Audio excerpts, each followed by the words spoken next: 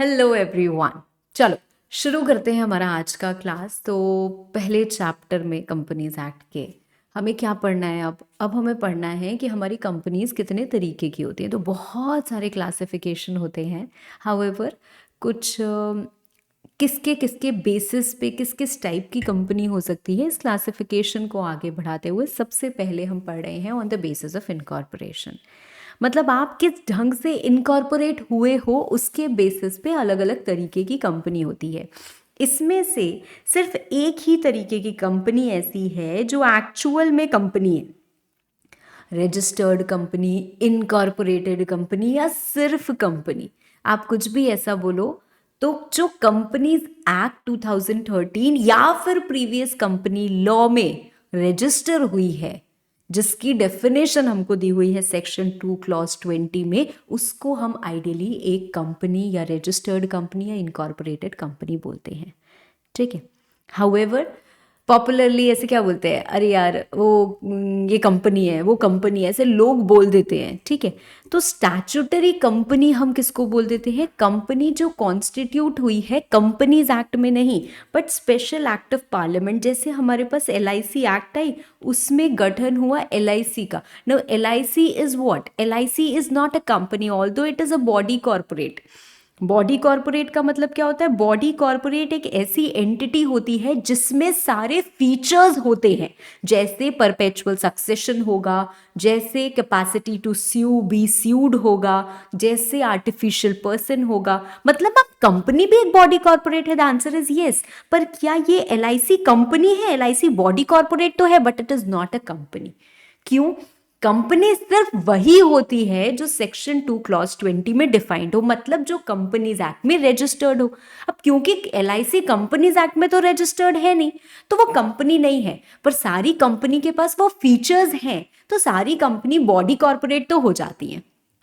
ठीक है। तो आप एक लाइन कहीं लिख सकते हो, every company is a body corporate but not every body corporate is a company. Repeat करूं? फटाफट से करना होगा, बड़ा लंबा सफर है। Every company is a body corporate but not every body corporate is a company. तो जैसे LIC हो गई। अब LIC क्या है? LIC is constituted by a special act of parliament. इसको हम स्टैट्यूटरी कंपनी ऐसे बोल देते हैं। ठीक है, हमारे लिए बहुत रेलेवेंट नहीं है। अगला आता है चार्टर्ड कंपनी। अब ये तो एक स्पेशल एक्ट ऑफ पार्लियामेंट के तहत कॉन्स्टिट्यूट हुई, ये किसी पर्टिकुलर चार्टर के तहत कॉन्स्टिट्यूट हुआ, जैसे ईस्ट इंडिया कंपनी। ठीक है। तो वो सब क्या हो जाते हैं? By royal charter. भाई राजा महाराजा होते थे ना, हाँ, तो उसके तहत हुआ, समझ लो। ठीक है। तो वो क्या हो गई? चार्टर्ड कंपनी हो गई। ठीक है। तो ये on the basis of incorporation हुआ। अब आते हैं on the basis of liability. थोड़ा तो मैंने आपको बताया है, बट यही तो जबरदस्त फीचर है यार कंपनी बनाने का। नहीं तो प्रोप्राइटरशिप पार्टनरशिप बना के हम बैठते, है ना। पर जो हमारी कंपनीज रजिस्टर होती हैं कंपनीज एक्ट में, वो कैसे कैसे रजिस्टर होती है? या तो वो कंपनी होती है लिमिटेड, या तो कंपनी होती है अनलिमिटेड। अनलिमिटेड भी हो सकती है, हाँ, unlimited with share capital, without share capital भी हो सकती है। ठीक है। बट अनलिमिटेड कंपनी कोई क्यों बनाएगा? It hardly exist, right. काट वाट मत देना यार मेरे कहने पे। ठीक है। अब आते हैं हम लिमिटेड कंपनी पे। क्या लिमिटेड कंपनी में जो कंपनी की लायबिलिटी होती है वो लिमिटेड हो जाती है? The answer is no. Company की लायबिलिटी अभी भी अनलिमिटेड होती है। कंपनी के मेंबर्स की लायबिलिटी लिमिटेड हो जाती है। तो अगर कंपनी के मेंबर्स हैं और वो जो कंपनी है it is a limited company और उसमें शेयर कैपिटल है, मतलब लिमिटेड विद बाय शेयर्स है, तो क्या होगा? मैंने कंपनी से वादा किया कि कंपनी आपका 10 रुपए का शेयर है, मैं वो 10 रुपए का शेयर, एक शेयर लूंगी, और मैंने कंपनी को 10 रुपए दे दिए। क्या कंपनी मुझसे 1 रुपया भी और मांग सकती है? The answer is no. क्यों? क्योंकि मेरी लायबिलिटी लिमिटेड है। अगर मैंने कंपनी से बोला था, वादा किया था कि मैं 10 रुपए का शेयर लूंगी और उस पर मैंने अभी 6 ही रुपए दिए हैं, तो क्या वो 4 रुपए मांग सकते हैं? हाँ। अब उनको 4 रुपए घटेगा ना तो वो तुरंत मांग लेंगे, I am liable to contribute, क्योंकि मेरी लायबिलिटी लिमिटेड है to the amount unpaid on shares held by me. तो वो 10 रुपए का एक शेयर हेल्ड बाय मी, उस पर अनपेड अमाउंट 4 रुपए। 4 रुपए के लिए मैं लायबल हूं, पर सिर्फ और सिर्फ 4 रुपए तक के लिए ही लायबल हूं, उसके आगे के लिए आई एम नॉट लायबल। ठीक है, अब आते हैं company limited by guarantee. Limited by guarantee में विद शेयर कैपिटल भी होता है, विदाउट शेयर कैपिटल भी होता है। तो विद शेयर कैपिटल है तो शेयर कैपिटल के लिए सेम रूल लग गया। गारंटी अमाउंट का क्या होता है? भाई कंपनी है, कंपनी में मैंने गारंटी दे दी है 1 लाख रुपए की। मैंने कहा भाई देखो, जब कंपनी बंद होगी, अगर कंपनी के पास फंड्स नहीं होंगे, 1 लाख रुपए की मैं गारंटी लेती हूँ, 1 लाख रुपए मैं इसमें कंट्रीब्यूट करूंगी। अब कंपनी बंद होने को आ गई, वाइंडिंग अप हो रही है कंपनी की, सब एसेट बेचे जा रहे हैं, लायबिलिटीज पे ऑफ कर रहे हैं, 4 क्रेडिटर खड़े हैं, भाई हमारा उधार दो, हमारा उधार दो, सबको पेमेंट की जा रही है, पैसे घट गए। So you have to contribute to the assets, मतलब आपको पैसे के लिए कंट्रीब्यूट करना पड़ेगा, तभी उन लोगों के पैसे पेमेंट होंगे। अब कंपनी आपसे मांगी जा रही है, लाओ 4 लाख लाओ, 5 लाख लाओ, देंगे क्या है? क्यों नहीं देंगे? लिमिटेड लायबिलिटी है, इसीलिए तो हमने इन्वेस्ट किया था, इसीलिए तो हम इस कंपनी के मेंबर बने थे। तो लिमिटेड लायबिलिटी मतलब एक लिमिट होगी। कितनी लिमिट होगी? Up to the amount of guarantee which we have given. So in case of shares जितना अनपेड अमाउंट था on shares, in case of guarantee जितनी हमने गारंटी ली है। ठीक है, यहाँ पे हाईलाइट किया हुआ है वो portion, company having the liability of its members limited to the amount unpaid on shares held by them. And अगर लिमिटेड बाय गारंटी है तो company having the liability of its members limited to the such amount as the members may undertake to contribute to the assets of the company in the event of its being wound up। क्योंकि हम guarantee का जो amount लेते हैं वो हम कब पे करते हैं? जब वाइंडिंग अप होती है। वाइंडिंग अप क्या होता है? यहाँ पे ऐसे स्टार लगा के लिख लो, वाइंडिंग अप, आप अलग से कॉपी में भी लिख सकते हो। Winding up is the process of sale of assets to pay off liabilities। ठीक है, फिलहाल आपके लिए इतना काफी है। Okay, and then we have unlimited companies. Unlimited companies क्या होती हैं? कंपनी जिनकी कोई लिमिट नहीं होती है on the liability of its members. Moving to the next part, on the basis of members, सबसे ज्यादा इंपॉर्टेंट, क्योंकि जब आप इनकॉर्पोरेशन पढ़ोगे इसके बाद तो आपको समझ में आएगा कि एक कंपनी 3 ही तरीके से बन सकती है। सेक्शन 3 में हम पढ़ते हैं कंपनी में be formed as a private company, as a public company as a अ 1 पर्सन कंपनी। पब्लिक कंपनी बना सकते हो पर उसके लिए कम से कम 7 लोग चाहिए, प्राइवेट कंपनी बना सकते हो पर उसके लिए कम से कम 2 लोग चाहिए, और ओपीसी बना सकते हो जिसमें मिनिमम 1 मैक्सिमम भी 1, मतलब एक ही बंदे के साथ वो ओपीसी बनेगी। तो ओपीसी कुछ नहीं, एक तरीके की प्राइवेट कंपनी होती है पर उसमें कुछ यूनिक फीचर्स होते हैं।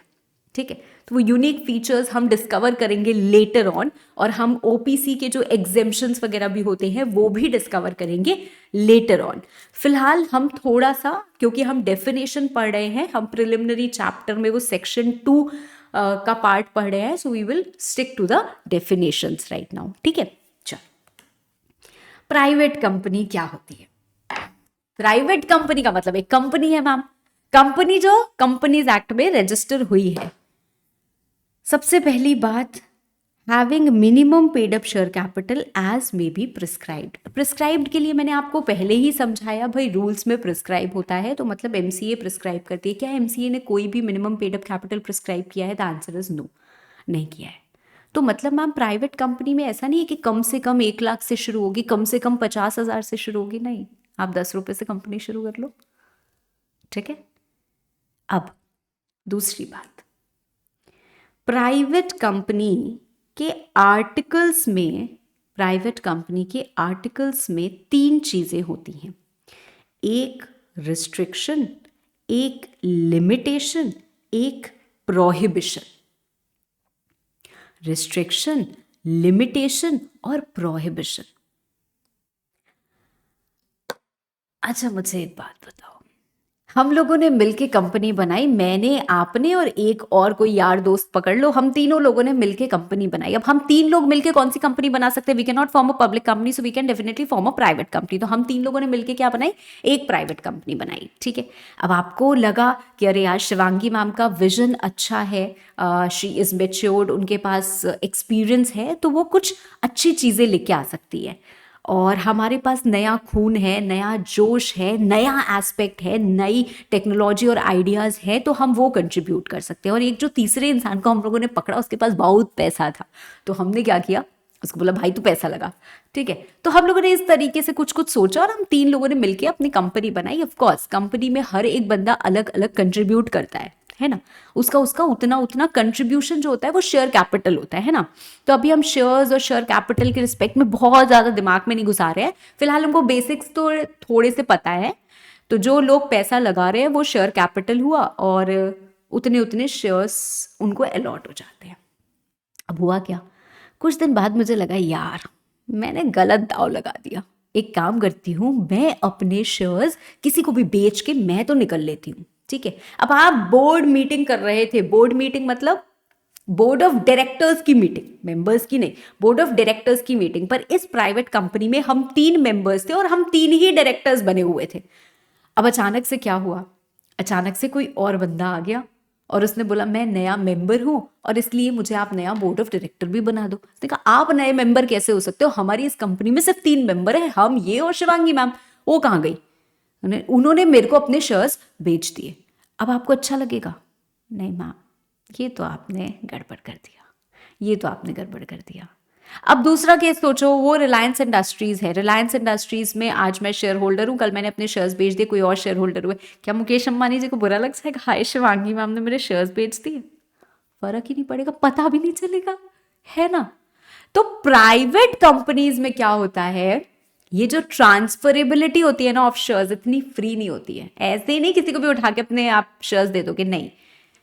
और ऐसा भी नहीं है कि हम बेच ही नहीं सकते यार, कभी भी मैं अपनी इन्वेस्टमेंट विड्रॉ नहीं कर सकती, क्या ये कौन सी बात हुई? नहीं, आप कर सकते हो, कंसेंट के साथ कर सकते हो। तो उसमें अपने आर्टिकल्स वगैरह में हम रूल्स रिस्ट्रिक्शंस वो डालते, ठीक है, कंडीशंस डालते, तो आप कंसेंट के साथ, सब लोगों की सहमति के साथ विड्रॉ कर सकते हो, उनकी सहमति के साथ नया मेंबर ऐड होगा।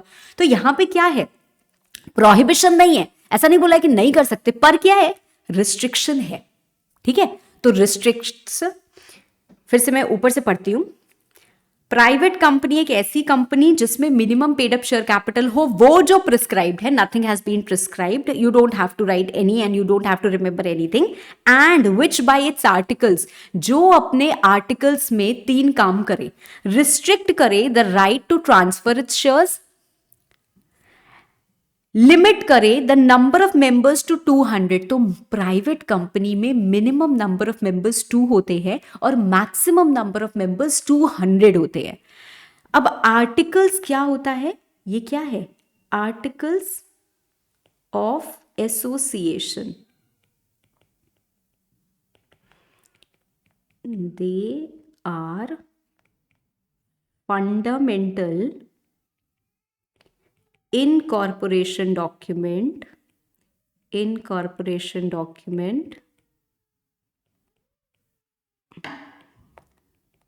which tells about internal regulations of a company, internal regulations / rules of a company. I'm sorry for writing such bad hand writing, ठीक है।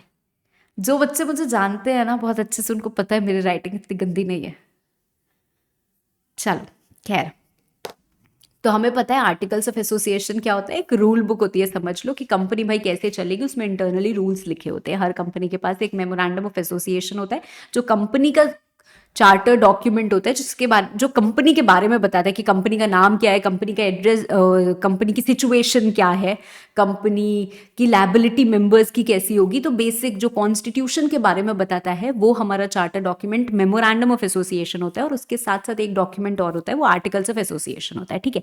तो हर प्राइवेट कंपनी अपने आर्टिकल्स ऑफ एसोसिएशन में रिस्ट्रिक्शन लगाएगी, मतलब लिखेगी कि company restricts the right to transfer the shares, ठीक है। दूसरा, लिमिट करेगी कि इस कंपनी में मैक्सिमम 200 लोग ही हो सकते हैं। और तीसरा, प्रोहिबिट करेगी, मतलब किसी भी हालत में you can not invite public to subscribe for any securities of the company. हमें लगता है यार प्राइवेट कंपनी छोटी कंपनी होती है, Flipkart India private limited, Apple India private limited, ठीक है। Although Apple India private limited का कंसेप्ट मैं आपको थोड़ा सा और जब फॉरेन कंपनी बताऊंगी ना तो बताऊंगी, तो आपको और अच्छे से समझ में आएगा। बट फिलहाल ये सारी क्या है, प्राइवेट कंपनीज बनी है। बहुत सारी गवर्नमेंट कंपनीज प्राइवेट कंपनीज होती हैं। तो प्राइवेट कंपनी छोटी होती है ऐसा नहीं है। हाँ, प्राइवेट कंपनी में क्या है, 4 बड़े दिग्गज प्लेयर जुड़ गए और वो चला रहे हैं कंपनी, खूब मस्त चला रहे हैं। उनको लोगों के पैसे की जरूरत नहीं, हमारे पास खुद इतना पैसा है। कहाँ लिमिट लगाई हुई है कि पैसा आप इतने, इससे ज्यादा नहीं लगा सकते, लगाते जाओ पैसा।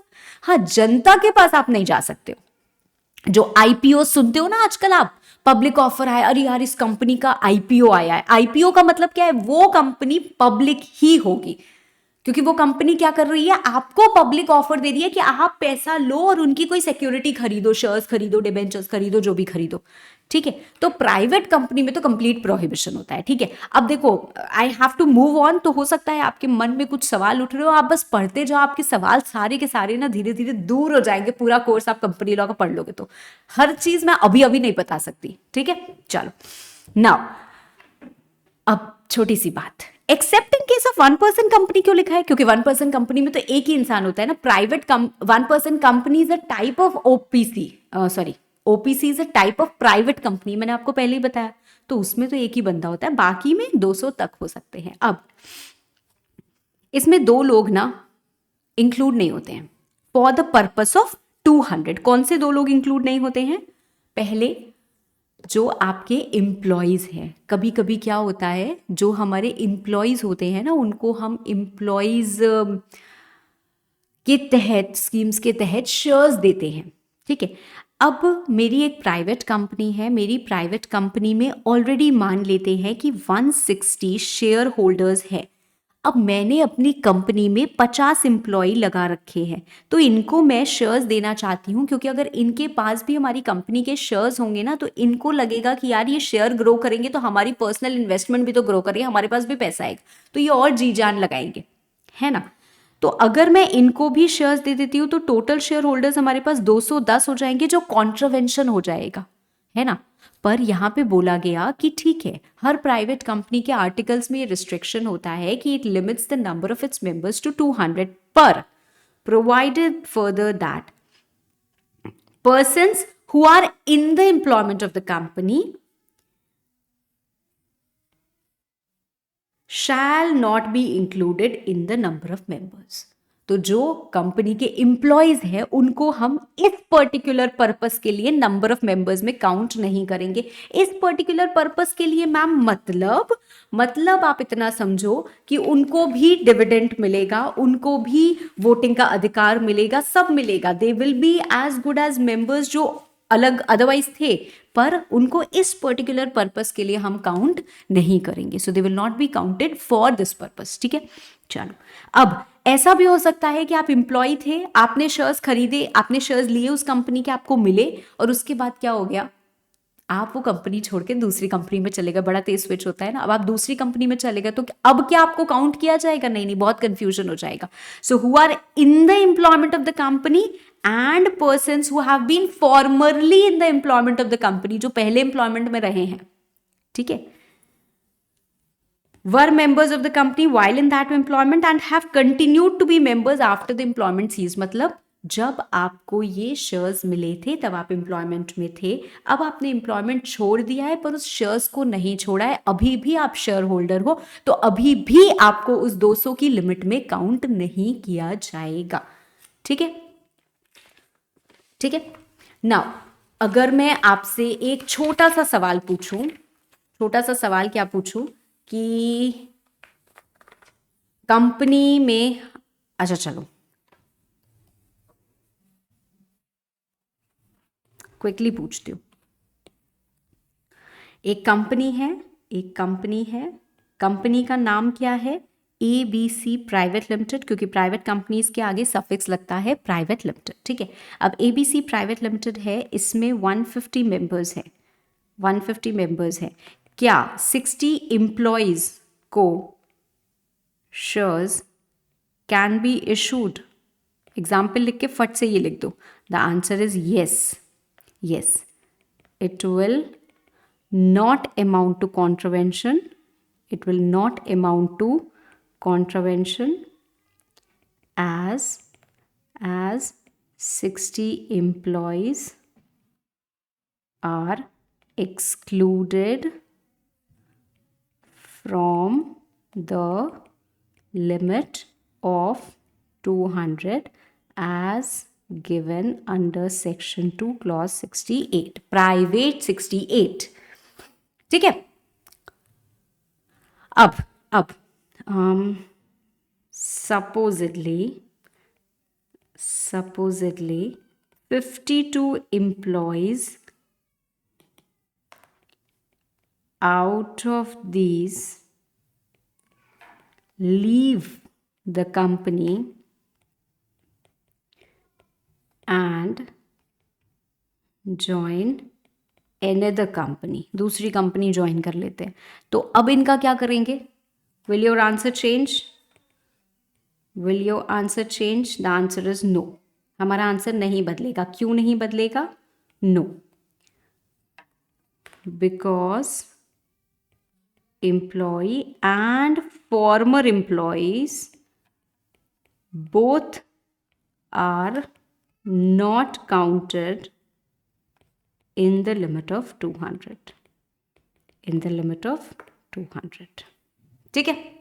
अब एक छोटा सा पॉइंट यहाँ पे और आता है. छोटा सा पॉइंट और क्या आता है? वो ये आता है कि हम जॉइंट होल्डर्स को एक काउंट करते हैं. जैसे अगर कल को आपकी शादी ब्याह होगा, उसके बाद स्टार्टिंग में क्या होता है, साल 2 साल 3 साल 4 साल 5 साल जो भी समझ लो, बड़ा प्यार मोहब्बत भरा रहता है. हम सब काम साथ साथ करेंगे. तो आप कंपनी के शेयर्स भी खरीदने गए साथ साथ. एक प्राइवेट कंपनी थी जिसमें 199 शेयर होल्डर्स थे. ठीक है.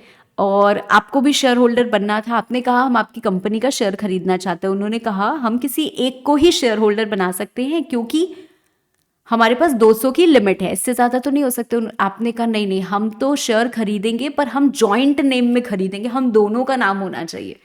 तो क्या आप दोनों अगर उसमें ऐड हो गया जॉइंट होल्डर्स तो क्या 201 शेयर होल्डर हो जाएंगे? The answer is no. Joint holders will be count as one only. जैसे अगर बैंक में आप खाता खुलवाने जाते हो तो बैंक में अगर आप जॉइंट अकाउंट खुलवाते हो, खाता तो एक ही हुआ ना, है ना, खाता तो एक ही हुआ ना, भले ही उसका बेनिफिट 2 लोगों को मिल रहा है. तो वैसे ही शेयर होल्डर वहां पे उनके हिसाब से एक ही हुआ, भले ही हम 2 लोगों में वो चीज पास ऑन कर रहे हैं. ठीक है. तो joint holders will be counted as one. Okay. So provided that where 2 or more persons hold 1 or more shares in a company jointly, they shall be for the purpose of this clause be counted as a single member. तो उसको हम single member की तरह count करेंगे. ठीक है. चल, this is for your reading. Okay, read. मैंने आपको ऑलरेडी एग्जाम्पल करा दिया है. ठीक है. चल, now moving to 1 person company. 1 person company section 2 clause 62. इसमें कुछ भी डेफिनेशन फिलहाल यहाँ पे नहीं है.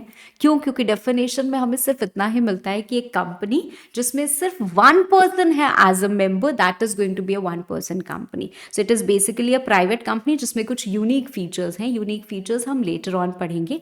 एक बंदा ही काम करता है. ये बेसिकली कंसेप्ट इंट्रोड्यूस किया गया था छोटे छोटे बडिंग एंटरप्रेन्योर्स के लिए. जैसे प्रोप्राइटरशिप चला रहे हैं, भाई बेचारे दबे जा रहे हैं बोझ तले, लिमिटेड लायबिलिटी नहीं है उनके पास, तो बड़ा उनको नुकसान हो रहा है.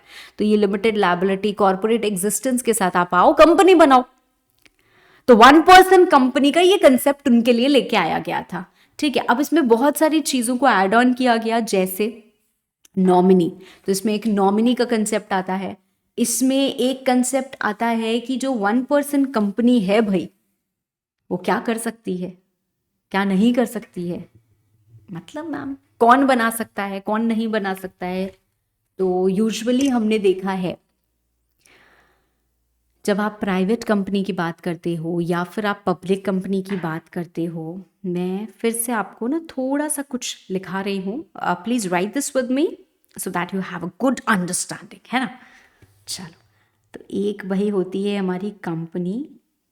कंपनी में हु टेक्स डिसीजंस, कौन कंपनी के फैसले लेता है. हमें लगता है board of directors. Board of directors क्या होते हैं? They are elected by share holders. By share holders. ठीक है. अब ये शेयर होल्डर्स या मेंबर्स हम बोले, ठीक है, members. and I would also say that some decisions are also taken by share holders. Companies act बताती है कि भाई देखो, रोज के जो डिसीजंस हैं वो तो बोर्ड ऑफ डायरेक्टर्स को पावर दे रखी है, आप ले लो, पर कुछ चीजें आपको क्या करना पड़ेगा, शेयर होल्डर्स से पूछ के ही करनी पड़ेगी. तो शेयर होल्डर्स वो लोग हैं जिन्होंने कंपनी में पैसा लगाया है, उन्होंने इलेक्ट किए हैं कुछ रिप्रेजेंटेटिव्स जो उनके बिहाफ पे कंपनी को चला रहे हैं. वो अपने आप को भी इलेक्ट कर सकते हैं और बोल सकते हैं कि हमें खुद ही इस कंपनी का डायरेक्टर बनना है और हम खुद ही इस कंपनी को चलाएंगे, तो वो खुद भी चला सकते हैं. ठीक है, तो मतलब ऐसा भी हो सकता है कि आप सिर्फ और सिर्फ एक इन्वेस्टर हो, मतलब आपने पैसा लगा दिया है और कंपनी चला कोई और रहा है. ऐसा भी हो सकता है कि आपने पैसा लगाया और आप खुद कंपनी को चलाना चाहते हो. ऑफ कोर्स अब ऐसा मैं नहीं कर सकती कि मैंने रिलायंस इंडस्ट्रीज में पैसा लगा और मैं बोलूँ मैं कंपनी को चलाना चाहती हूँ. उसका एक प्रोसीजर है. In fact there is a section 116 companies act where you can propose your candidature as a director. तो वो चीज़ें, वो प्रोसेस अलग है, वो भी कंपनीज एक्ट में दिया है, बट फिलहाल हमें पढ़ना नहीं है. तो ये कौन होते हैं, हु इन्वेस्ट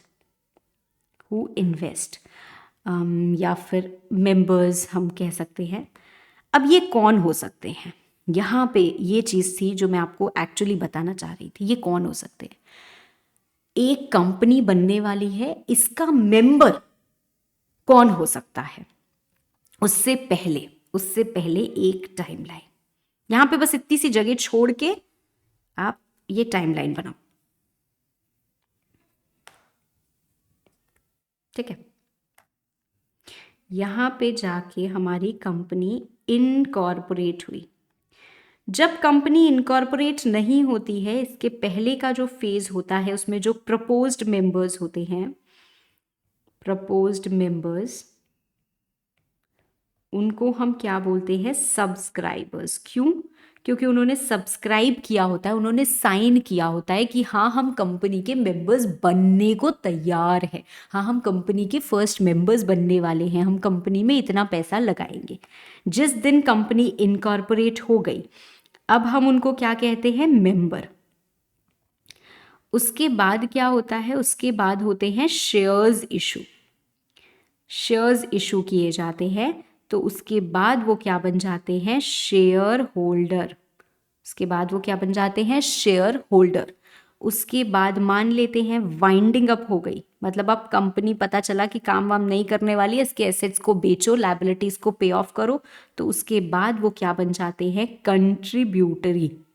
हम उनको कहते हैं कंट्रीब्यूटरी.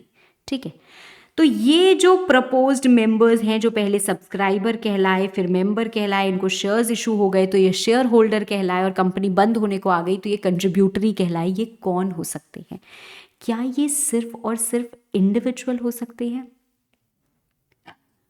या फिर they can be some body corporate also, मतलब ये कोई कंपनी भी हो सकती है. Reliance Industries Limited can be a member of another Reliance company. हाँ मैम, ये भी हो सकते हैं, ये भी हो सकते हैं. फर्म नहीं हो सकता है एक्सेप्ट इन सेक्शन 8 कंपनी. बस ये लिख लेना, समझाऊंगी बाद में. Can't be in case of OPC. 1% company proprietors individuals के लिए है, 1% कंपनी कंपनी के लिए नहीं है, वो बडिंग एंटरप्रेन्योर्स को प्रमोट करने के लिए है. तो 1% कंपनी के केस में सिर्फ एक नेचुरल पर्सन, एक आर्टिफिशियल पर्सन नहीं, सिर्फ और सिर्फ एक नेचुरल पर्सन क्या हो सकता है, कंपनी बना सकता है.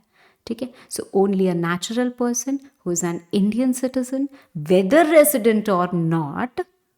यहाँ लिखा नहीं है मैम आप कहाँ से पढ़ा रहे हो, अभी हम धीरे धीरे धीरे धीरे डिस्कवर करेंगे. 3 चीज़ मैंने बताई है, नेचुरल पर्सन होना ज़रूरी है, इंडियन सिटीज़न होना ज़रूरी है, सिटीजनशिप एक्ट में आपको इंडियन सिटीजनशिप मिलती है. एंड तीसरा, वेदर रेसिडेंट और नॉट, मतलब आप इंडिया में रहें या ना रहें, पिछले साल आप इंडिया में रहे हैं या नहीं रहे हैं, आपको रेसिडेंट माना जा रहा है या नॉन रेसिडेंट माना जा रहा है, इससे कोई फ़र्क नहीं पड़ता है। पहले फ़र्क पड़ता था, आफ्टर दिस अमेंडमेंट इससे कोई फ़र्क नहीं पड़ता है। तो ये 3 चीज़ें अगर हम मीट आउट करते हैं तो हम क्या कर सकते हैं, एक 1 पर्सन कंपनी बना सकते हैं। इसमें बहुत सारे बनाने के फ़ायदे, एग्जेम्पशन, बेनिफिट्स भी मिलते हैं। ठीक है, we will read about these unique features later. Okay, चलो। Public company section 2 clause 71। Public company क्या होती है, जो प्राइवेट नहीं होती है। हाय, इससे प्यारी डेफिनेशन क्या हो सकती है ना। नाउ प्राइवेट कंपनी नहीं होती है and minimum paid up capital as prescribed, nothing has been prescribed. तो ये डेफिनेशन क्या आपको लगता है एग्जाम में कभी पूछी जाएगी? नहीं मैम, इजी चीजें थोड़ा पूछी जाती हैं। पर एक छोटा सा ट्विस्ट यहाँ पे आता है। क्या ट्विस्ट आता है मैम? कुछ है डीम्ड सब्सिडियरी का कंसेप्ट। अरे रे मैम, जब हमें यही नहीं पता है तो हम डीम्ड सब्सिडियरी कैसे पढ़ेंगे? तो पहले चलते हैं और समझते हैं कि भाई सब्सिडियरी क्या होती है ना। पहले समझते हैं कि सब्सिडियरी क्या होती है, होल्डिंग क्या होती है। तो उसके लिए हमें अलग क्लासिफिकेशन पे जाना पड़ेगा। हमने अभी कौन सा क्लासिफिकेशन पढ़े थे? सबसे पहले हमने पढ़ा on the basis of incorporation, फिर on the basis of liability, फिर on the basis of number of members, फिर on the basis of control. ठीक है, तो अब कंट्रोल के बेसिस पे हम क्या पढ़ रहे हैं? क्लासिफिकेशन पढ़ रहे हैं। ठीक मैम, कंट्रोल के बेसिस पे 3 तरीके की हमारी कंपनीज हो सकती हैं, holding company, subsidiary company, associate company. ये तीनों के तीनों रिलेटिव कॉन्सेप्ट है। अरे रे मैम, ये क्या बोला आपने? रिलेटिव का मतलब तो पता ही होगा आपको, रिश्तेदार, है ना। अब कोई चाचा बनेगा तो कोई भतीजा बनेगा, कोई माँ बनेगा तो कोई बेटा बनेगा, है ना। इफ आई से आई एम अ मदर, तो मैं किसकी मम्मी हूँ? सबकी। इफ आई से आई एम अ वाइफ, ये तो बोलना भी अच्छा नहीं लग रहा है ना। तो ऐसा तो नहीं हो सकता है ना। तो ये रिलेटिव कॉन्सेप्ट है। If I am a mother, I am a mother to my child. So if there is a holding, holding is a holding to its subsidiary. ठीक है, मतलब एक कंपनी, एक बॉडी कॉर्पोरेट दूसरी बॉडी कॉर्पोरेट को control कर रही है। तो ये जो कंट्रोल कर रही है ना, ये जो कंट्रोल कर रही है, ये होल्डिंग है। और ये जो कंट्रोल हो रही है, ये क्या है? सब्सिडियरी है। ठीक है, ये कंट्रोल कर रही है, ये कंट्रोल हो रही है। Reliance Industries limited, I think it has 160 170 पता नहीं कितनी सब्सिडियरीज हैं इनकी। इतनी कंपनीज को ये कंट्रोल कर रही हैं। कैसे कंट्रोल करते हैं मैम? 2 तरीके से आप कंट्रोल कर सकते हो। ठीक है, वैसे तो कंट्रोल को यहाँ पे डिफाइन किया गया है, not so important and relevant. Control, it shall include the right to appoint majority of directors और टू कंट्रोल द मैनेजमेंट या पॉलिसी डिसीजंस, अकेले या किसी के साथ मिलके, डायरेक्टली या इनडायरेक्टली। इस वजह से क्योंकि आपके पास बहुत अच्छी शेयर होल्डिंग है, या फिर आपको मैनेजमेंट का अधिकार है, मतलब आप कुछ डायरेक्टर वगैरह ऐसे हो या कुछ भी हो, या फिर आपने कोई एग्रीमेंट कर रखा है, या इन एनी अदर मैनर। ठीक है, उतनी ज़रूरी नहीं है, इसलिए मैं आगे बढ़ रही हूँ। बाकी पार्ट्स में तोड़ के मैंने आपको बता दिया है। हम होल्डिंग कंपनी की डेफिनेशन से पहले पढ़ेंगे सब्सिडियरी कंपनी की definition, because that is more important to understand. Holding company की डेफिनेशन पब्लिक कंपनी की तरह है, which is not a private company. वो क्या हो जाती है? एक पब्लिक कंपनी हो जाती है। बट सब्सिडियरी कंपनी हमें पढ़ने के लिए ज्यादा इंपॉर्टेंट है। ठीक है, अब सब्सिडियरी कंपनी क्या होती है पढ़ते हैं। In relation to any other company, मतलब मैंने आपको पहले ही बताया ये क्या है, एक रिलेटिव कंसेप्ट है। तो ये स्टैंड अलोन नहीं होगा। In relation to some other company हम इसके बारे में पढ़ रहे हैं, that is to say holding company. So let's take an example of 2 companies. ठीक है, मैं यहाँ पे इजी रेफरेंस के लिए एक एग्जांपल ले रही हूं, एच लिमिटेड, और एक हो गया एस लिमिटेड। ठीक है, एच लिमिटेड और एस लिमिटेड, ये 2 कंपनीज हैं। मार्क माय वर्ड्स, जब हम बात कर रहे हैं होल्डिंग, सब्सिडियरी और एसोसिएट की, तो सबके आगे कंपनी लगा हुआ है। ये सब के सब बॉडी कॉर्पोरेट्स हैं, हम उनकी बात कर रहे हैं। We are not talking about individual. मतलब मैंने और आपने मिलके एक प्राइवेट कंपनी बनाई तो हम होल्डिंग हो गए और वो प्राइवेट कंपनी सब्सिडियरी हो गई, ऐसा नहीं होता है। ठीक है, क्योंकि 50% शेयर्स आपके पास, या चलो 60% मेरे पास, 40% आपके पास, तो मैं होल्डिंग हूं और वो कंपनी सब्सिडियरी है। नहीं नहीं नहीं नहीं नहीं नहीं, ये नहीं होगा। ठीक है, holding will always be a company, subsidiary will always be a company. ठीक है, और इनफैक्ट थोड़ी सी ब्रॉड कंसेप्ट पे अगर हम आते हैं तो बॉडी कॉरपोरेट का रेफरेंस है, बट फिलहाल एक एक one step at a time, है ना। तो दो कंपनीज को यहाँ पे हमने लिया है, एच लिमिटेड और एस लिमिटेड। मैं बोल रही हूं एच लिमिटेड, आप या तो ये कर रहे हो या फिर आप ये कर रहे हो, इन दोनों में से अगर कुछ भी आप कर रहे हो, ठीक है, if any one satisfied, then H limited आप क्या हो, होल्डिंग कंपनी कहलाओगे in relation to S limited. मतलब you will be called as a holding company of S limited. मतलब एस लिमिटेड आप क्या कहलाओगे, सब्सिडियरी कंपनी कहलाओगे। मतलब एच और एस लिमिटेड आपके बीच में होल्डिंग सब्सिडियरी की रिलेशनशिप होगी। मैम कौन सी दो चीजें हैं जिसमें से एक भी अगर पूरी हुई तो ऐसा होगा? If you control the composition of board of directors, control composition of board of directors, मतलब आप एक कंपनी हो, आपके हिसाब से दूसरी कंपनी का बोर्ड ऑफ डायरेक्टर्स का पैनल बन रहा है। मतलब आप डिसाइड कर रहे हो कि उसमें कौन डायरेक्टर होना चाहिए, कौन डायरेक्टर नहीं होना चाहिए। अब इवेंचुअली किसके पास ये पावर जाएगी? या तो हमने किसी के साथ एग्रीमेंट किया और हमने बोला है कि नहीं तुम ही हमेशा फैसला करोगे कि इसमें बोर्ड ऑफ डायरेक्टर्स कौन होंगे, हमने किसी एक कंपनी के साथ कुछ एग्रीमेंट कर लिया है, ठीक है ना। या ऐसा भी हो सकता है कि वो कंपनी ने हमें बहुत सारा पैसा दिया है इसलिए हमने उनको ये पावर दी है। तो मतलब क्या है, बोर्ड ऑफ डायरेक्टर, ये कंपनी एस लिमिटेड, इसके बोर्ड ऑफ डायरेक्टर्स जो इस कंपनी को चला रहे हैं उनको कंट्रोल कर रही है एच लिमिटेड। तो इनडायरेक्टली आप इस कंपनी को कंट्रोल कर रहे हो ना, इसके सारे फैसलों को कंट्रोल कर रहे हो।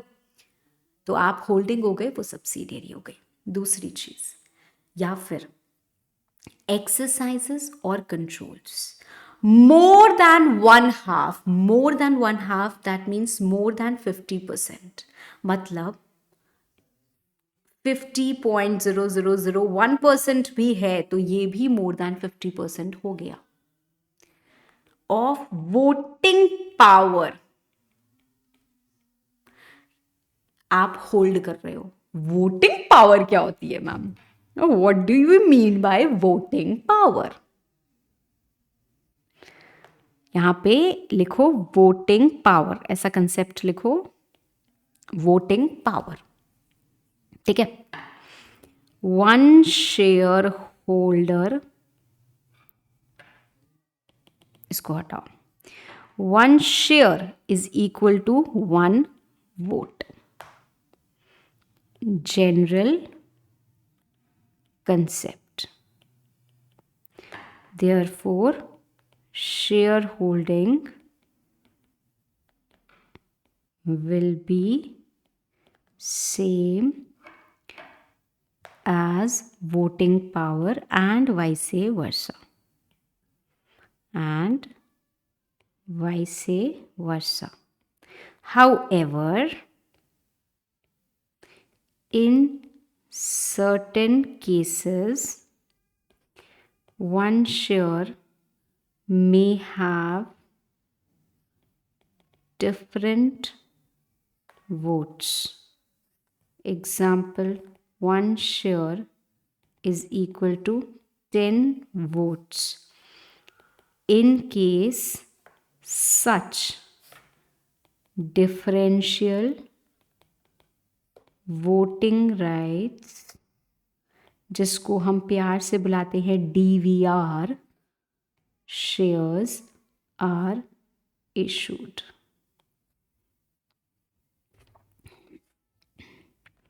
In this case, voting power shall be different from share holding. अभी देखो ऑब्वियसली हमारे पास टाइम बहुत ज़्यादा नहीं है, तो हम इसको फ़िलहाल इतना डिटेल में नहीं पढ़ रहे हैं, आगे जाके हमको पढ़ना ही है।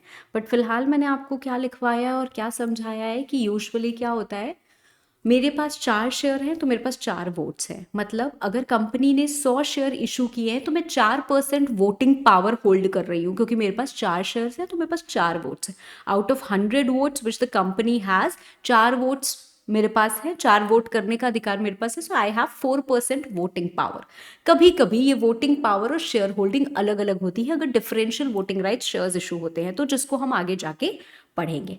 ठीक है, तो फिलहाल व्हेन वी कम बैक, अगर एक कंपनी दूसरी कंपनी के मोर देन 50% वोटिंग पावर होल्ड कर रही है तो वो क्या हो जाएगी, होल्डिंग हो जाएगी और दूसरी वाली सब्सिडियरी हो जाएगी। मतलब ma'am example, if H Limited has 60% share capital of S Limited. H Limited is holding of S and S Limited is subsidiary of H. हाँ या ना? ठीक है, राइट right. कोई दिक्कत कोई परेशानी नहीं होनी चाहिए। ठीक है, तो पहला क्या हो गया भैया, आप कंट्रोल करो composition of board of directors, तो भी आप होल्डिंग सब्सिडियरी की रिलेशनशिप स्टैब्लिश कर लेते हो। दूसरा, अगर आपके पास शेयर होल्डिंग हो कितनी, मोर देन 50% वोटिंग पावर हो, मोर देन 50%, तो भी आप क्या कर लेते हो, दूसरे को अपनी सब्सिडियरी बना लेते हो और खुद आप होल्डिंग बन जाते हो। इसके अलावा एक तीसरा केस आता है। एक तीसरा केस क्या आता है, एक एग्जाम्पल लिखना, ए limited holds 30% shares in B Limited. Okay, A Limited holds 52% shares in C Limited. C Limited holds 27% shares in B limited. बार ये पूरा लूप बना दिया है ना मैंने। अच्छा, अब सिर्फ हम इतना देखते और आइडेंटिफाई करने की कोशिश करते हैं कि क्या यहाँ पे हमारे पास 3 कंपनीज हैं इन पिक्चर, एक कंपनी, 2 कंपनी और 3 कंपनी। क्या किसी भी कंपनी के बीच में होल्डिंग सब्सिडियरी की रिलेशनशिप स्टैब्लिश हो रही है? The answer is yes. किस किस कंपनी के बीच में मैम? ए और सी के बीच में। ए और सी, क्योंकि ए क्या कर रहा है, 52% शेयर्स होल्ड कर रहा है, मतलब मोर देन 50% वोटिंग पावर है आपके पास। We will consider share holding as good as voting power in case of missing information. ठीक है, हमको इसके बाद इंफॉर्मेशन नहीं दी, हमको सिर्फ इतना दिया है, तो share holding is as good as voting power.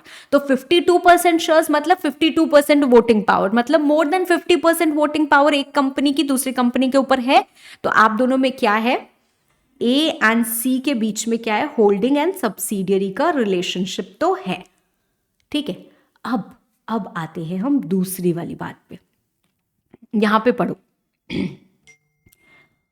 exercises or controls more than 1/2 of the voting power either at its own or together with one or more of its subsidiary companies। मतलब ma'am या तो आप खुद मोर than 50% voting exercise करो, ठीक है, जैसे आप इस केस में कर रहे हो, ठीक है, या फिर आप अपनी किसी सब्सिडियरी के साथ मिलके दूसरी कंपनी के मोर देन 50% वोटिंग पावर एक्सरसाइज कर ले रहे हो तो भी चलेगा। जैसे मैं कंट्रोल कर रही हूं किसी को, वो कंट्रोल कर रहा है किसी और को, तो इनडायरेक्टली मैं उसको कंट्रोल करा सकती हूँ कि नहीं करा सकती हूँ, है ना? आप समझ रहे हो? यूजुअली मैं इसमें एक एग्जाम्पल देती हूँ। We have a beautiful chart which is made, Aishwarya Rai Bachchan है हमारे पास, अमिताभ बच्चन है, तो हम फैमिली का वो पूरा कंसेप्ट अच्छे से समझ पाते हैं, holding subsidiary associate, but it's time taking, ठीक है, and we have immense to cover, ठीक है, so will cut it short, है ना? एकदम एग्जाम ओरिएंटेड फोकस रखने के हम क्या कर रहे हैं, यहाँ पे पढ़ाई कर रहे हैं। तो अब मेरे बच्चों बात सुनो, ये है बी लिमिटेड, ठीक है। ए लिमिटेड आप इसमें सिर्फ 30% वोटिंग पावर एक्सरसाइज कर रहे हो, मतलब आप इसको अपनी सब्सिडियरी नहीं बना सकते हो। पर आपकी जो सब्सिडियरी है सी लिमिटेड, वो भी इसमें 27% शेयर्स एक्सरसाइज कर रही है, मतलब 27% वोटिंग पावर एक्सरसाइज कर रही है। तो एज वोटिंग पावर कितनी, 30% plus as subsidiaries voting power, voting power मतलब सीज वोटिंग पावर, वो कितनी, 27%। As voting power in B, A subsidiary voting power in B, तो 30% प्लस 27% जो 57% आ गई। तो मतलब ए आप अपनी सब्सिडियरी के साथ मिलके बी में 57% वोटिंग पावर एक्सरसाइज कर रहे हो। तो आई कैन कंक्लूड ए और बी के बीच में भी होल्डिंग एंड सब्सिडियरी का रिलेशनशिप है, ठीक है, ओके फाइन। हाँ देखो यार, सब्सिडियरीज हम एक्वायर करते हैं एक मोनोपोली क्रिएट करने के लिए, जैसे कॉर्पोरेट ग्रुप क्रिएट करने के लिए, जैसे रिलायंस ने किया हुआ है। वो हर सेगमेंट में इंक्लूड हो रहे हैं, हर सेगमेंट में घुस रहे हैं, है ना। और उन्होंने क्या किया, अपना एक पूरा ग्रुप बनाया हुआ है। तो वो वहीं से पैसा आ रहा है या है, उसमें से जगह जगह जगह जगह उन्होंने पैसा लगाया है, ठीक है। और अलग अलग सेगमेंट से वो क्या कर रहे हैं, कमा रहे हैं, ठीक है। अब इसमें एक छोटा सा कंसेप्ट और आता है, वो क्या आता है, provided that such class of holding companies as may be prescribed shall have layers of subsidiaries beyond such numbers as prescribed shall not have layers. A limited holds 60% shares in B Limited. B Limited holds 60% shares in C Limited. C Limited holds 65% shares in, लिख रहे हो कि नहीं, इसीलिए वो जो एक copy बनवाई है आपसे, जो बोला है ना कि आपके पास 2 कॉपी होनी चाहिए, एक कॉपी ऐसी होनी चाहिए जिसमें आप क्लास नोट्स लिखोगे और दूसरी कॉपी ऐसी होनी चाहिए जिसमें आप हर दिन एक आंसर प्रैक्टिस करोगे, प्रैक्टिस कॉपी। तो जो क्लास नोट्स वाली है वो खोल के बैठनी है और वो मेरे साथ साथ लिखना है, ठीक है। चल अब यहाँ पे हम बोलते हैं A limited hold 70% shares in E limited, ठीक है, and it also holds 80% shares in X limited, ठीक है। ऐसे ऐसे भी है हमारे पास। अब मेरी बात बहुत ध्यान से सुनो, ये हुई लेयर 1 सब्सिडियरी, लेयर 1 सब्सिडियरी मतलब in relation to this holding company जिसके रेफरेंस में हम बात कर रहे हैं, आप क्या हो, लेयर 1 सब्सिडियरी हो, मतलब आप डायरेक्टली वोटिंग पावर होल्ड कर रहे हो। ये क्या है, लेयर 1 सब्सिडियरी है। अब बी लिमिटेड यू मतलब आपकी सब्सिडियरी ने एक और अपने अंदर सब्सिडियरी बना ली है सी लिमिटेड, तो ये हो गई लेयर 2 सब्सिडियरी और ये हो गई लेयर 3 सब्सिडियरी, ठीक है। लेयर 1 अलाउड है, लेयर 2 अलाउड है, लेयर 3 अलाउड ही नहीं है। क्यों? क्योंकि भाई ए लिमिटेड का पैसा था, पहले आपने अपना पैसा इसमें डाला, इसने अपना पैसा इसमें डाल दिया, इसने अपना पैसा इसमें डाल दिया, बड़ा दूर होता जा रहा है सोर्स। तो गवर्नमेंट ने क्या कहा है, बोला है कि जो होल्डिंग कंपनीज होंगी shall not have layers of subsidiaries beyond such number as may be prescribed. और प्रिस्क्राइब चीजें क्या है, no company shall have more than 2 layers of subsidiaries. तो किसी भी कंपनी में 2 लेयर ऑफ सब्सिडियरी ही अलाउड है, उससे ज्यादा नहीं हो सकती है। इसमें 4 एक्सेप्शंस है, मतलब बैंकिंग कंपनी आपके ऊपर ये रूल नहीं लगता, आपकी कितनी भी लेयर ऑफ सब्सिडियरीज हो सकती हैं, एनबीएफसी आपके ऊपर ये रूल नहीं लगता, इंश्योरेंस कंपनी आपके ऊपर ये रूल नहीं लगता, और गवर्नमेंट कंपनी आपके ऊपर भी ये रूल नहीं लगता है। तो इनके ऊपर ये रूल नहीं लगता है। Otherwise you may have as many layer of subsidiaries as you, मतलब बाकी सब पे क्या होगा, 2 ही लेयर ऑफ सब्सिडरीज अलाउड है, इन लोगों के लिए क्या है, as many layer of subsidiaries as you want to. ठीक है, तो सब्सिडरी कंपनी का कंसेप्ट समझ में आया। अब होल्डिंग क्या है, in relation to one or more companies, it means a company of which such company are subsidiary company। तो जिसकी सब्सिडियरी है वो होल्डिंग है। ठीक है, खत्म बात। ओके, चलो अब यहां पे कंपनी एक्चुअली बॉडी कॉर्पोरेट को हम कहते हैं। बॉडी कॉर्पोरेट को हम क्यों कहते हैं बताती हूं, चलो आज बता ही देती हूं। एक कंपनी है एप्पल INC। मैम ना तो एप्पल प्राइवेट लिमिटेड ना तो एप्पल लिमिटेड, एप्पल INC ये क्या है भाई? जैसे हमारे यहाँ सफिक्स होता है वैसे ही और लॉज क्या ऐसे ही बैठे हुए हैं, और कंट्री के लॉज एकदम चुपचाप बैठेंगे, कुछ तो वो भी लगाते हैं ना, तो वो वहाँ का सफिक्स है। एप्पल INC क्या एक इंडियन कंपनी है? नहीं मैम, इंडियन कंपनी तो नहीं है। अब एप्पल INC आई है इंडिया में, काम कर रही है। हाँ मैम, अगल बगल देखो 2-4 प्रोडक्ट तो आपको दिख जाएंगे, है ना।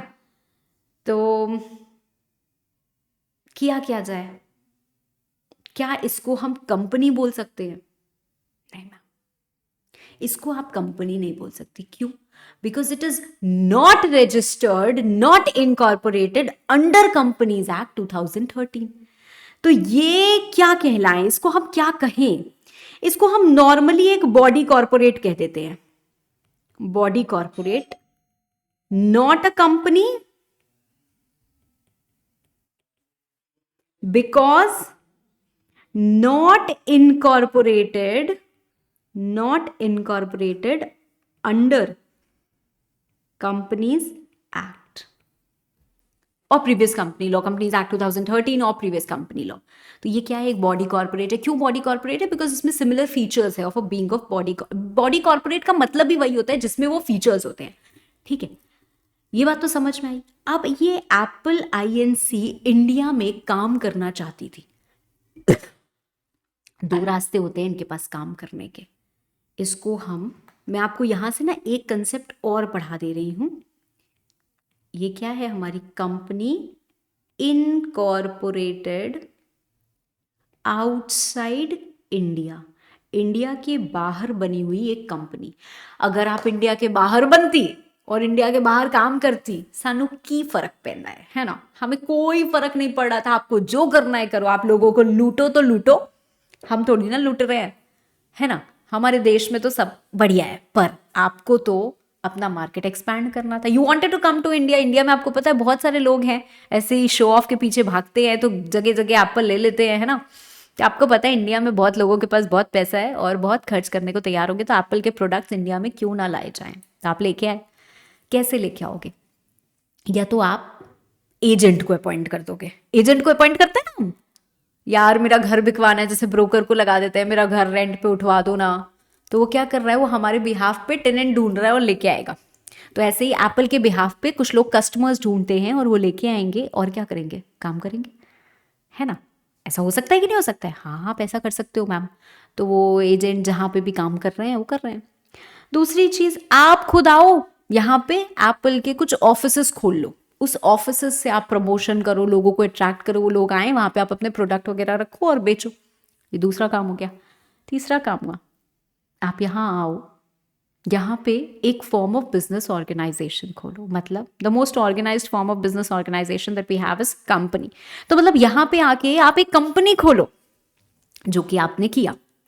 क्या किया आपने? आपने खोली एप्पल इंडिया प्राइवेट लिमिटेड। मतलब आप यहां आए और आपने एक प्राइवेट कंपनी खोली। Now this is a company, yes, this is registered under companies act, yes, और प्रीवियस कंपनी लॉ। PCL लिख दिया, बच्चे पूछेंगे मैम PCL क्या है? लिखो, अभी तुरंत लिखो। लिख लेते हो ऐसे, बाद में मेरे से पूछोगे मैम PCL क्या है, मुझे भी नहीं समझ में आता PCL क्या है यार। ठीक है, तो प्रीवियस कंपनी लॉ। ओके, समझ में आई बात? ठीक है मैम। मैम एप्पल आईएनसी ने लेट्स से फॉर एग्जांपल मान लेते हैं कि 60% 70% शेयर्स अपने पास रखे हैं, ठीक है, तो मतलब Apple INC let's say for example, fictitious example है, I don't remember the exact holding, holds 60% shares of Apple India private limited. तो क्या होगा, एप्पल आईएनसी आप होल्डिंग होगे और ये सब्सिडियरी होगी। मैम ये सब्सिडियरी कंपनी है, ये तो समझ में आता है, ये होल्डिंग कंपनी कैसे होगी? क्योंकि ये तो कंपनी है ही नहीं, it is not a company, it is a body corporate. इसीलिए तो यहां लिखा है कि company includes body corporate only for this concept of holding subsidiary associate. ठीक है, तो इस कंसेप्ट के लिए हम बॉडी कॉर्पोरेट इंक्लूड करते हैं। तो यहाँ पे हम बोल देंगे कि एप्पल आईएनसी आप होल्डिंग हो और ये जो एप्पल इंडिया प्राइवेट लिमिटेड है वो क्या है, सब्सिडियरी है। इतना जानना काफी है, इससे आगे जरूरत नहीं है। ओके चलो, अब आते हैं भाई हम एसोसिएट पे। या आप रीड कर सकते हो, not needed but if you want of course you can read it. और ये इलस्ट्रेशंस मैंने आपको करा दिए हैं एग्जांपल, तो आप कर सकते हो, देख सकते हो। अब आते हैं हम एक एसोसिएट कंपनी पे भी, क्योंकि on the basis of control जब हम पढ़ रहे हैं तो एटलीस्ट हम ये पूरा का पूरा कंप्लीट कर ले। तो एसोसिएट कंपनी क्या होती है? अगेन हमारे पास एक कंपनी है, let's say for example A limited. ये क्या कर रही है, होल्ड कर रही है शेयर्स 30% इन सी लिमिटेड। अब ये 30% है, मतलब आप सब्सिडियरी तो बने नहीं। अगर मोर देन 50 हो जाता तब तो आप सब्सिडियरी बन जाते। अब आप सब्सिडियरी तो बने नहीं हो, सिर्फ 30% तक ही है। तो क्या किया जाए? तो इसको हम बोलते हैं सिग्निफिकेंट इन्फ्लुएंस। सिग्निफिकेंट इन्फ्लुएंस, और जिसका सिग्निफिकेंट इन्फ्लुएंस होता है वो क्या कहलाता है? दूसरा वाला एसोसिएट और ये वाला इन्वेस्टिंग। एक छोटी सी चीज चलो मैं लिख देती हूँ फटाफट से, कुछ एंटरटेनमेंट तो आपका भी बनता है। एसोसिएट कंपनी सेक्शन 2 क्लॉज 6 मतलब क्या है? एक कंपनी दूसरी कंपनी में more than equal to 20% voting power hold करेगी तो इनके बीच में एसोसिएट का रिलेशनशिप स्टैब्लिश हो जाता है। Now example, A Limited holds 60% shares in B Limited. इन दोनों के बीच में क्या रिलेशनशिप होगा? Come on, you have to quickly respond. Holding subsidiary का मैम। अरे रे रे, मिट कहां रहे हो? इनके बीच में क्या होगा? या मैं ऐसे लिखती हूं, ए लिमिटेड क्या कहलाएगी? अरे यार, होल्डिंग। और ये बी लिमिटेड क्या कहलाएगी? सब्सिडियरी। कोई दिक्कत नहीं होनी चाहिए, पढ़ के आए हैं हम। दूसरा केस लेते हैं। ए लिमिटेड है, ये होल्ड कर रही है 30% शेयर्स, किसमें? बी लिमिटेड में। ठीक है, तीसरा केस लेते हैं। ए लिमिटेड होल्ड कर रही है 10% शेयर्स इन बी लिमिटेड। ठीक है, और पहले इन 3 केसेस को समझते हैं। यहाँ पे क्या होगा? इसको हम कहते हैं इन्वेस्टिंग कंपनी और इसको हम कहते हैं एसोसिएट कंपनी। और यहाँ पे नो रिलेशन। अब समझो मेरी बात, जो फुल्ली कंट्रोल करता है ना वो वाइफ होती है। जो सिग्निफिकेंट इन्फ्लुएंस रखता है वो गर्लफ्रेंड होती है। और वो तीसरा वाला जो नो रिलेशन का केस है ना, वो ख्यालों में है यार, जिंदगी में नहीं है, हकीकत में नहीं, वो आपकी क्रश है। तो वहां पे कोई रिलेशनशिप बन ही नहीं पाता है। तो मतलब wife has full control, right? तो वहां पे होल्डिंग सब्सिडियरी की रिलेशनशिप हो जाती है। और गर्लफ्रेंड हैज सिग्निफिकेंट इन्फ्लुएंस, तो वहां पे इन्वेस्टिंग एसोसिएट की रिलेशनशिप हो जाती है। क्रश मतलब नो रिलेशन। तो अगर 20% से नीचे शेयर होल्डिंग है तो भाई कुछ बना नहीं है मामला, अभी ख्यालों में ही है, नो रिलेशन।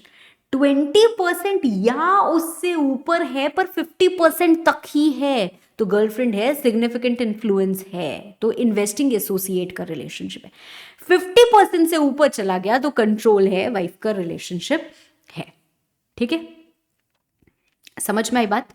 चलो अच्छा, अगर मैं एक और एग्जांपल लूं कि ए लिमिटेड है, वो होल्ड करते हैं 50% शेयर्स इन बी लिमिटेड, तो इस केस में क्या होगा मैम? इस केस में भी एसोसिएट होंगे ये, और ये होगी इन्वेस्टिंग। क्यों? क्योंकि मोर देन 50% चाहिए टू बिकम सब्सिडियरी। अगर 50% भी है तो नहीं चलेगा, पर अगर 20% है तो चलेगा।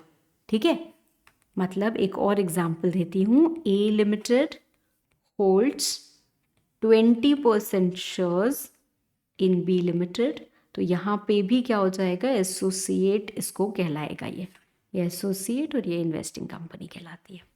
ठीक है, अगर ये नहीं भी होता है, I hope you have written it, if you have not written it quickly take a photo वगैरह। ठीक है ना? अगर ये नहीं भी होता है, मतलब आपके पास कोई शेयर होल्डिंग या वोटिंग पावर नहीं है, पर एक जॉइंट वेंचर है, मतलब आप एक साथ में काम करने वाले हो, तो भी आपको क्या कह देते हैं? एसोसिएट कंपनी कहलाते हो आप। ठीक है, तो कोई भी जॉइंट अरेंजमेंट आपने किया है, आपने एक तीसरी कंपनी फॉर्म की है, जॉइंटली कर रहे हो, ठीक है, तो आप तब भी एसोसिएट कहलाओगे। आपने without forming any joint venture, मतलब ऐसे ही कोई काम शुरू, तो अगर आप जॉइंट वेंचर कर रहे हो या जॉइंट अरेंजमेंट आपका कोई है, तो भी आपको एसोसिएट कहलाया जाता है। ठीक है, so in relation to another company, it means a company in which that other company has significant influence. वो वाली कंपनी का मेरे पास significant influence है, पर वो subsidiary नहीं है, and it includes a joint venture. Significant influence क्या होता है? At least 20% की voting power हो।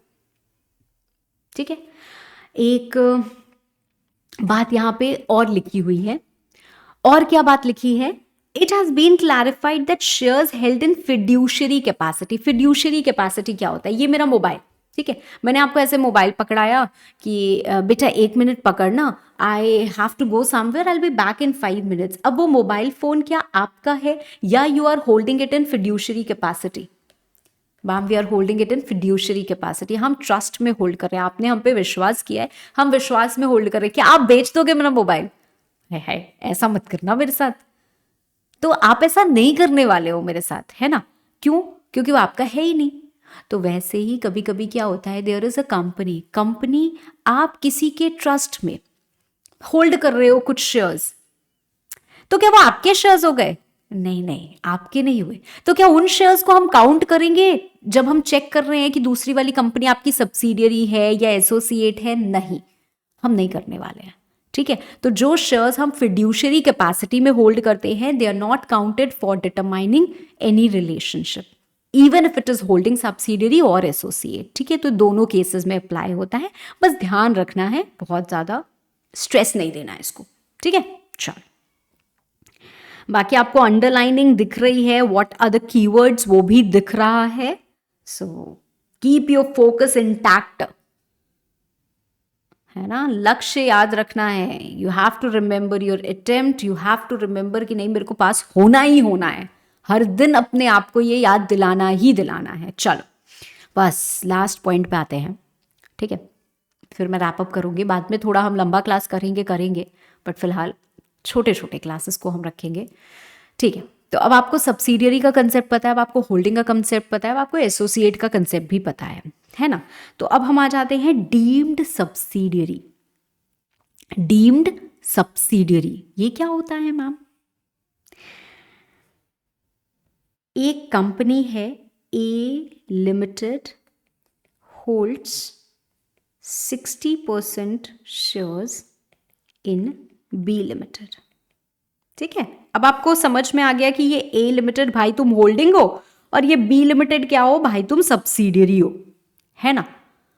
ये एक पब्लिक कंपनी है और ये भी एक पब्लिक कंपनी है, तो एक पब्लिक कंपनी होल्डिंग है, दूसरी पब्लिक कंपनी सब्सिडियरी है। One public company is holding, second public company is subsidiary. क्या कोई दिक्कत है? हम कोई दिक्कत नहीं है। अच्छा, तो एक दूसरा केस लेते हैं। A limited holds 60% shares of B private limited. Ma'am ये एक प्राइवेट कंपनी है और ये एक पब्लिक कंपनी है। तो पब्लिक कंपनी आप होल्डिंग हो और ये प्राइवेट कंपनी आप सब्सिडियरी हो। अब कोई दिक्कत? मैम अभी भी कोई दिक्कत नहीं है। दिक्कत क्या है? होल्डिंग सब्सिडियरी हो सकते हैं भाई। एक पब्लिक कंपनी प्राइवेट कंपनी की भी होल्डिंग हो सकती है, एक प्राइवेट कंपनी पब्लिक कंपनी की भी होल्डिंग हो सकती है, कुछ भी हो सकता है। उसमें क्या दिक्कत है? कहीं रिस्ट्रिक्शन है क्या कुछ? ऐसा आप बताना चाह रहे हो?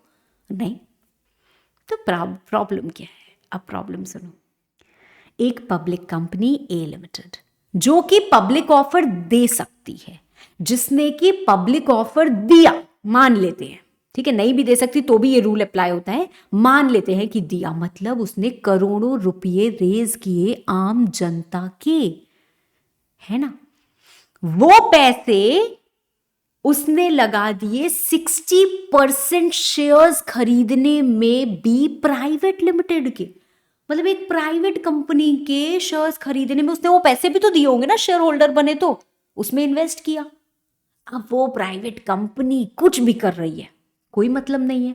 क्यों? क्योंकि गवर्नमेंट ने तो जो नियम बनाए हैं पब्लिक कंपनी के ऊपर बनाए। उन्होंने कहा प्राइवेट कंपनी तो क्या अपनी स्पेस में काम करती है, अब हम क्यों इनको बोलें, ये बताओ, वो डिस्क्लोज करो, ये रिपोर्ट दो, वो रिपोर्ट दो, ऐसे सबमिट करो, ये डायरेक्टर लाओ, वो डायरेक्टर। कुछ नहीं बोला उन्होंने कहा प्राइवेट कंपनी है, छूट दो यार, काम करने दो। उन्होंने कौन से जनता के पैसे ले लिए हैं, है ना, उन्होंने कौन सा ऐसा किया। अब ऐसा हो रहा है, पर आइडियली उनके पास पैसा तो चला गया ना। तो ऐसी सिचुएशन में बोला गया company which is a subsidiary of a company not being a private company. मतलब अगर एक पब्लिक कंपनी की आप सब्सिडियरी हो तो आपको पब्लिक कंपनी मान लिया जाएगा, even where such subsidiary continues to be a private company by its articles. मतलब बी प्राइवेट लिमिटेड, क्योंकि आप एक पब्लिक कंपनी की सब्सिडियरी हो तो आपको मान लिया जाएगा कि आप भी एक पब्लिक कंपनी हो, डिस्पाइट द फैक्ट कि आप भी प्राइवेट लिमिटेड हो। आपके आर्टिकल्स में रिस्ट्रिक्शन है, प्रोहिबिशन है, लिमिटेशन है, सब है, फिर भी आपको मान लिया जाएगा। मतलब अब ये 200 से ऊपर मेंबर्स रख सकते हैं? नहीं, ऐसा नहीं है। पर्पस या इंटेंशन समझना, इसका इंटेंशन क्या है। डीम्ड सब्सिडियरी ऐसा करके कंसेप्ट लिखो, ऊपर हेडिंग डालो deemed subsidiary. The intention is to take away benefits granted to private company and to make all compliances applicable to a public company relevant for such deemed subsidiary also.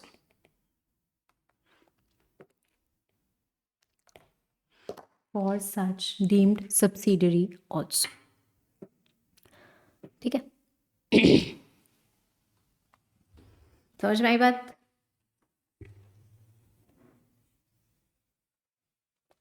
तो I hope public company का ये वाला concept आपको समझ में आ गया होगा।